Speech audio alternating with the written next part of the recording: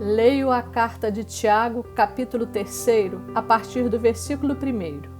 Meus irmãos, não vos torneis muitos de vós mestres, sabendo que havemos de receber maior juízo. Porque todos tropeçamos em muitas coisas. Se alguém não tropeça no falar, é perfeito varão, capaz de refrear também todo o corpo. Ora, se pomos freio na boca dos cavalos para nos obedecerem, também lhes dirigimos o corpo inteiro. Versículo 5. Assim também a língua, pequeno órgão, se gaba de grandes coisas. Vede como uma fagulha põe em brasas tão grande selva. Ora, a língua é fogo, é mundo de iniquidade. A língua está situada entre os membros de nosso corpo e contamina o corpo inteiro. E não só põe em chamas toda a carreira da existência humana, como também é posta ela mesma em chamas pelo inferno. Pois toda espécie de feras, de aves, de répteis e de seres marinhos se doma e tem sido domada pelo gênero humano. A língua, porém, nenhum dos homens é capaz de domar. É mal incontido, carregado de veneno mortífero. Com ela, bendizemos ao Senhor e Pai. Também com ela, amaldiçoamos os homens feitos à semelhança de Deus.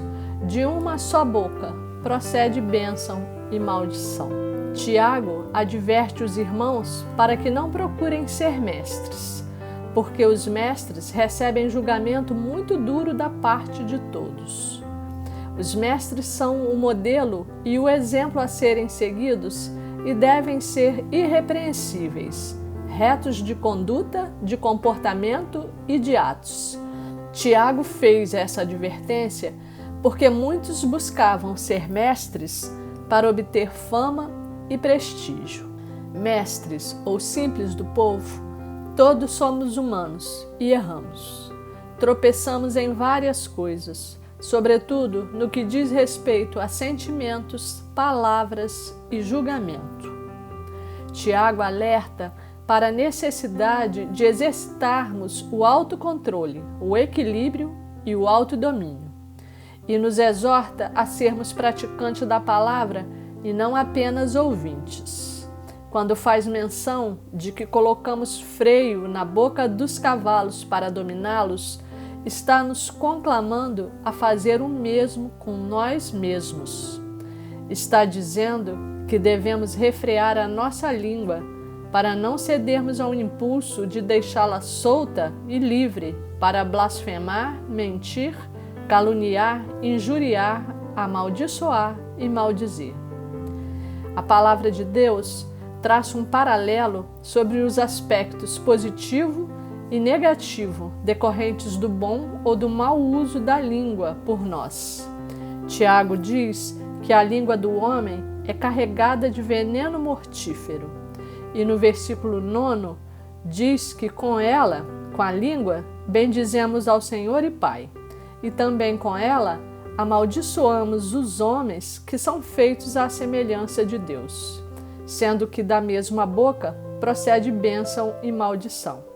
Isso é uma advertência para todos nós.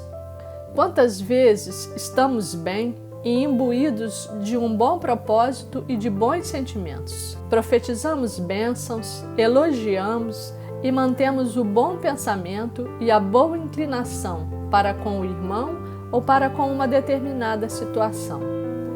Mas de repente acontece alguma coisa ou mesmo recebemos uma palavra que nos provoca a ira.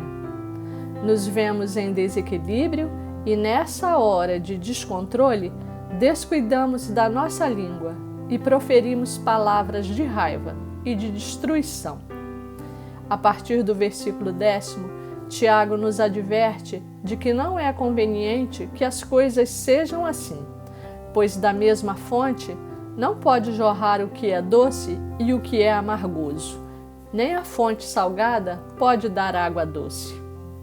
A palavra de Deus faz sobressair os frutos de destruição produzidos pela língua incontida e imoderada, assim como os frutos de edificação produzidos pela língua controlada, vigiada e ensinada.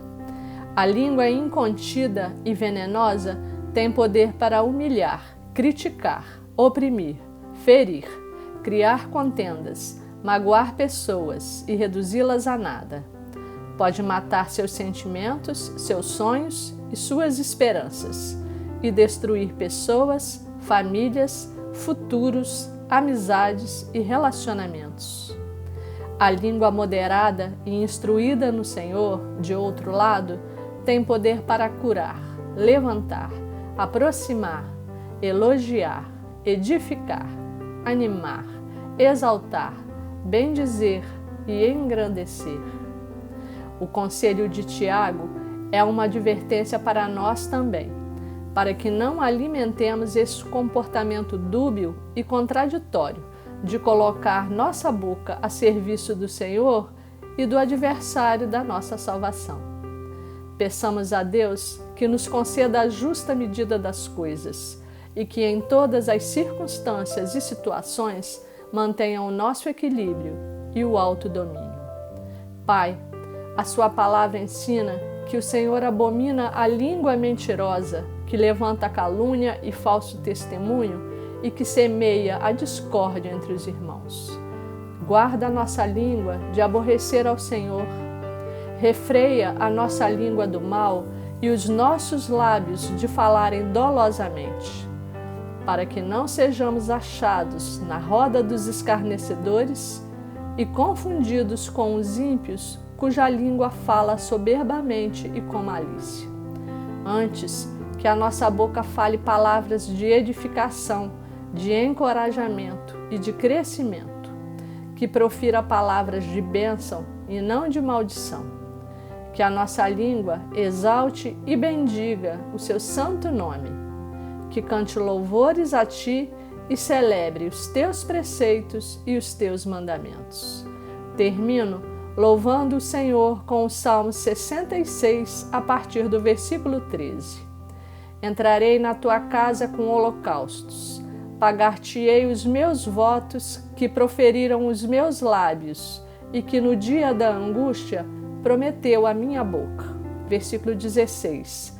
Vinde, ouvi todos vós que temeis a Deus, e vos contarei o que tem Ele feito por minha alma. A Ele clamei com a boca, com a língua o exaltei.